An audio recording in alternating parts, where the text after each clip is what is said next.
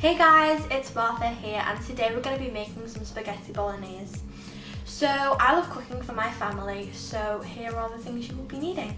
So first thing you're going to be needing is some chopped onions, which I will be teaching you how to chop them later on. And there will be some carrots in the mix, and I know not everybody likes them, but they add for a nice touch.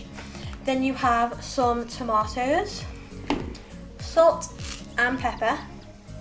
You're going to be needing some mixed herbs, tin tomatoes, a vegetable stock cube, tomato puree, and we're going to be needing some mince, and last but not least we're going to be needing some oil. So first thing you're going to do is going to grab a sharp knife. Now if you would prefer using something that's not as sharp because you want to be careful, then that's okay. So you're going to chop down one,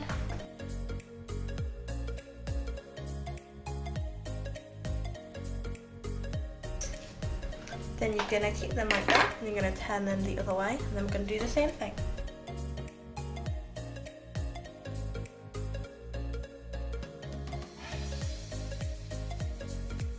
And now we're going to move on to the carrots.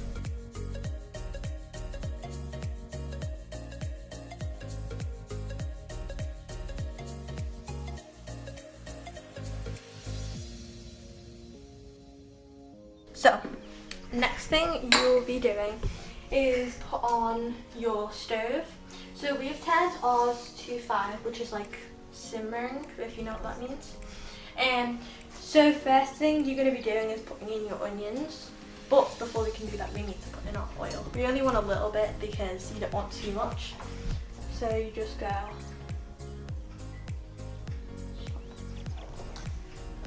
So, adding in our onions first. As you can tell, that is very hot. So you want to be very careful when you're doing this because it can make the oil go around. So after that, you're going to be putting in your mince.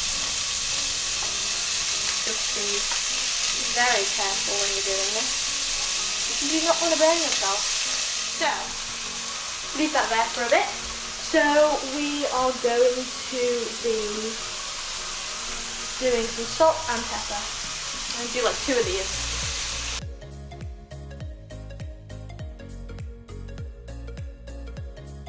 So, put your lid back on, put in some stills. And yet again, just carry on moving that around, getting all the flavours mixed in. So now we've just ground our mince so it looks a lot more brown than it did before, and it's all mushed up into a lot smaller pieces than it was in the big block. So we're going to leave that now for a bit, and we're going to come over and we're going to be putting in the rest of our ingredients. So first thing you're going to be doing is putting in your vegetable stock cube. But before we do that, we put in our tomato puree, 1 tablespoon. So we're going to go grab our tablespoon. One about this big is alright.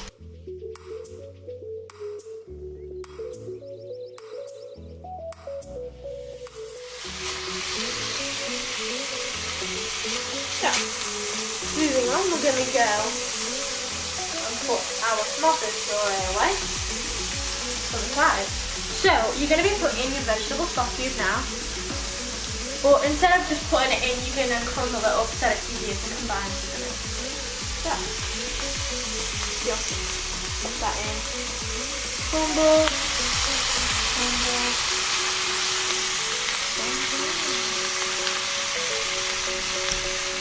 Yeah. Now that that's all done in, we're going to mix that up to top. So, next thing is we're going to be putting in our tomatoes in a tin. So, just like that, and then you can just pull it back. It takes a bit of muscle, so be careful because it might slide back out here.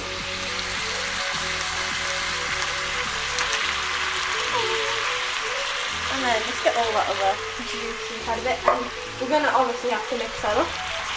And just like push up it a little bit so that it's, you know, looks the same as all the other things.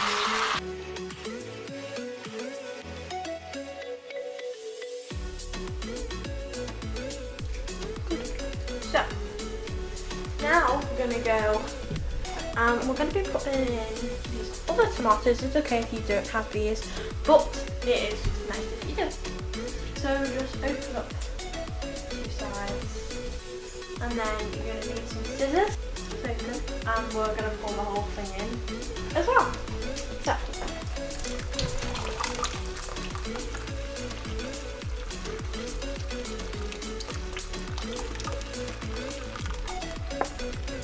So put that back there, and just make sure it's all mixed in. So this is a bit like a tomato sauce instead of actual tomatoes inside of it, which is a bit different from the other one. So that's all mixed in now, and now we're going to go to our actual pasta. So first thing is, it doesn't matter what pasta you use because it's all going to cook the same. Now my family is more a fan of the small pastas instead of the like big ones. So this is what you're going to do first. So you need a pan and a sieve first of all. So you're going to need to get yourself some water because these things will rise and get bigger and cook with the water in there. Then you're going to turn the heat onto 6. So our stove is that one. So that's now on. I'm just going to leave that to set for around 20 to 30 minutes to thoroughly cook. So now you're going to add in a pinch of your herbs. I'm going to go like 2 or like this. There you go. And mix that in.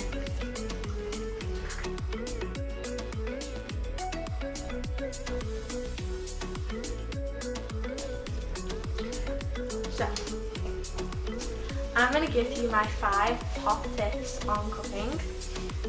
So first one is always wash your hands before cooking because it can make sure that there are like germs inside of your food which you do not want.